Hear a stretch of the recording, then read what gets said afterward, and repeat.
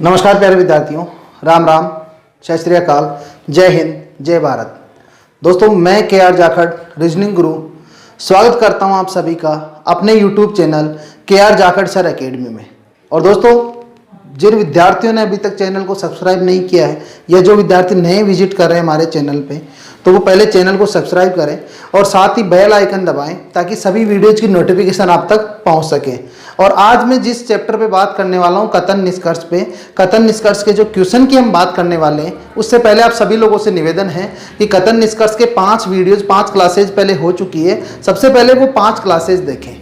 जो प्लेलिस्ट में आपको reasoning for all competitive exam के नाम से जो प्लेलिस्ट बनी हुई है, वहां वो 5 क्लासेज आपको मिल जाएगी। वो क्लासेज नहीं देखोगे तो दोस्तों कोई मतलब नहीं है कि आप ये वीडियो देखें, इसके क्वेश्चन हल करने की कोशिश करें, नहीं हो पाएंगे, हो जाएंगे, लगेंगे कि सही है, लेकिन वो सारे के सारे क्या पाए जाएंगे, गलत पाए जाएंगे। तो ये गलती हमें नहीं करनी है। और दोस्तों, आज हम जो मैं बात करने वाला हूं वो बात कर रहा हूं कथन निष्कर्ष भाग 6, जिसमें होमवर्क के लिए आपको एक क्वेश्चन दे रहा हूं और बहुत ही शानदार क्वेश्चन है, जिसमें 5 क्वेश्चन हमने बनाए। सबसे पहले निर्देश देख लीजिए। निर्देश क्या है? उत्तर 1 दीजिए यदि पहला निष्कर्ष सही हो, यानी प्रत्येक क्वेश्चन में 2-2 निष्कर्ष दिए हैं। यहां पे कथन दिए गए हैं, 6 कथन हमने लिखे हैं, इनके साथ प्रत्येक क्वेश्चन में 2-2 निष्कर्ष दिए हैं। यदि केवल पहला निष्कर्ष सही हो तो उत्तर 1 देना है। यदि केवल दूसरा निष्कर्ष सही हो तो उत्तर 2 देना है और उत्तर 3 देना है यदि दोनों ही निष्कर्ष सही है। दोनों निष्कर्ष पूरे सही है तो उत्तर 3 देना है। उत्तर 4 देना है यदि दोनों ही निष्कर्ष गलत हैं, यानी दोनों में से एक भी सही नहीं है। और उत्तर 5 देना है, मोस्ट इंपॉर्टेंट चीज है ये, उत्तर 5 देना है यदि या तो पहला या दूसरा सही है, यानी हम डिसाइड नहीं कर पा रहे, लेकिन हमें ऐसा पता चले कि पहला भी सही हो सकता है और दूसरा भी सही हो सकता है, दोनों में से कोई भी सही हो सकता है, कोई भी गलत हो सकता है। तो उस स्थिति में उत्तर आपको 5 देना है। अब कथन पढ़ लेते हैं, पढ़ के बता देता हूं एक बार। सभी तालाब नदियां हैं, पहला कथन। दूसरा कथन है सभी नदियां जहाज है। तीसरा कथन है सभी जहाज समुद्र है। चौथा कथन है कोई समुद्र नाला नहीं है। पांचवा कथन है कुछ नाले जोहड़ हैं। और छठा कथन है कुछ जोहड़ कुएं हैं। ये आपके 6 कथन हैं। इनसे हमने 5 क्वेश्चन बनाए अलग अलग, और इन 5 में हमने 2-2 निष्कर्ष प्रत्येक क्वेश्चन में दिए। और ये 5 क्वेश्चन आप मान के चलो दोस्तों, आपका 99.99% कथन निष्कर्ष का काम यही कंप्लीट हो गया। ये 5 क्वेश्चन कर लिए इस टाइप के, तो आपको कहीं कोई दिक्कत नहीं आने वाली। और जहां और कहीं दिक्कत आने वाली है इस क्वेश्चन का, इस होमवर्क के क्वेश्चन का, जब हम सॉल्यूशन करने वाले हैं इसका, जब भी मैं आपको सॉल्यूशन करवाऊंगा नेक्स्ट वीडियो में, तब हम और बात करने वाले हैं कि कहां कहां और किस प्रकार की समस्याएं हो सकती है, तो उसके बारे में भी हम चर्चा करेंगे। क्वेश्चन एक बार मैं पढ़ के और बता देता हूं। क्वेश्चन पहला है जिसका पहला निष्कर्ष सभी तालाब समुद्र है और दूसरा निष्कर्ष है कुछ नाले जोहड़ हैं। दूसरा क्वेश्चन है पहला निष्कर्ष कुछ समुद्र नदियां हैं और दूसरा निष्कर्ष है कुछ जोहड़ नाले हैं। तीसरे क्वेश्चन की बात करें तो इसका पहला जो निष्कर्ष है वो निष्कर्ष है सभी जहाज तालाब हैं और दूसरा निष्कर्ष है कुछ जोहड़ जहाज नहीं है। ये निष्कर्ष हैं। इस क्वेश्चन के आधार पर, इन कथनों के आधार पर आपको बताना सही या गलत, और उत्तर देने के लिए निर्देश आपको यहां पर दिए गए हैं। चौथे क्वेश्चन की बात करते हैं।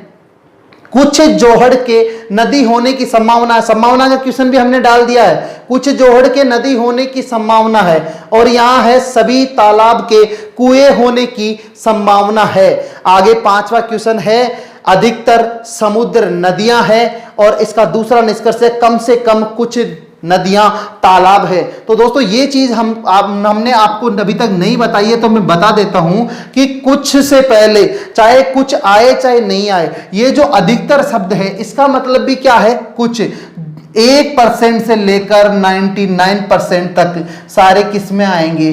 कुछ में आएंगे। तो कम से कम के साथ कुछ लगा दिया या फिर अधिकतर दे दिया। अधिकतर का मतलब भी कुछ है, कम से कम आ जाए, अधिकतर आ जाए, केवल आ जाए, केवल समुद्र नदियां हैं ऐसा आ जाए, केवल कुछ नहीं लगा हुआ मिले।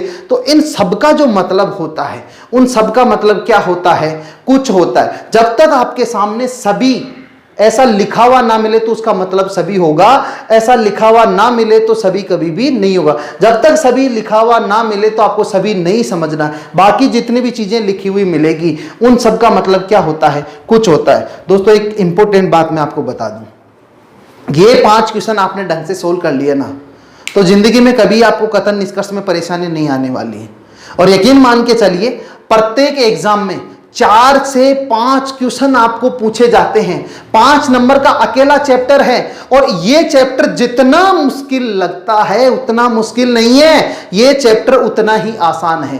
तो आप लोगों को विशेष तौर पर ध्यान रखना है, ये क्वेश्चन हल करने से पहले आप लोगों के सारे वीडियोस कंप्लीट हो जाने चाहिए। सारे वीडियोस, पीछे के सारे वीडियोस, जो 2 वीडियो में 2 क्लासेज में हमने बेसिक किया है और उसके साथ में आगे की 3 क्लासों में उसके टाइप क्लियर किए। प्रत्येक क्लास में 2-2 टाइप करवाए हमने। उसके बाद अगले भाग 6 जो है इसमें हमने क्वेश्चन दिया है, इसमें हम क्वेश्चन लेकर आए आपके लिए और ये क्वेश्चन कर लिया पूरे कथन निष्कर्ष का निचोड़ आ जाएगा। इसके अलावा कहां कहां समस्याएं होती है वो क्वेश्चन भी हम आपके लिए लेकर आएंगे। तो दोस्तों बड़े ध्यान से आप लोग पढ़िए। अभी कोचिंग सेक्टर का पता नहीं है, ऑफलाइन आपका कब खुलेगा कोई भरोसा नहीं है, नहीं कह सकते कुछ भी। और इस महामारी से जिंदा रहेंगे तो कोचिंग सेक्टर भी खुलते रहेंगे, लेकिन अभी आपको पढ़ाई जारी रखती रहनी है। क्यों? क्योंकि जैसे ही थोड़ी सी सिचुएशन कंट्रोल में आएगी दोस्तों यकीन मानिए सारे के सारे एग्जाम हमारे सिर पे आके खड़े हो जाएंगे।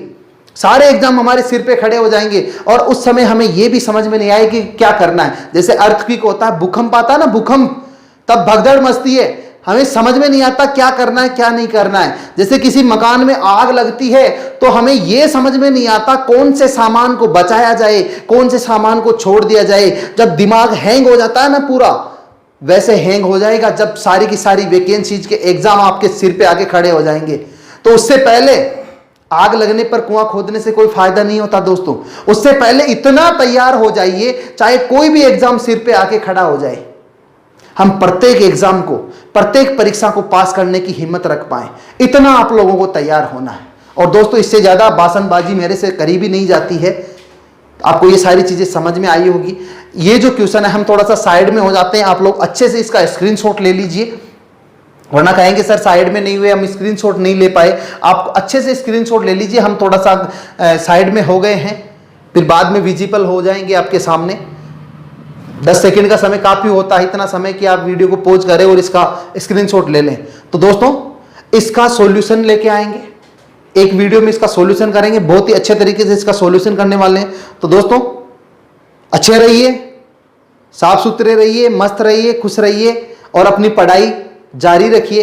इसी उम्मीद के साथ हम आपसे विदा लेते हैं, मिलते हैं अगले वीडियो में इस क्वेश्चन के सॉल्यूशन के साथ में। तो दोस्तों नमस्कार, राम राम, जय हिंद, जय भारत।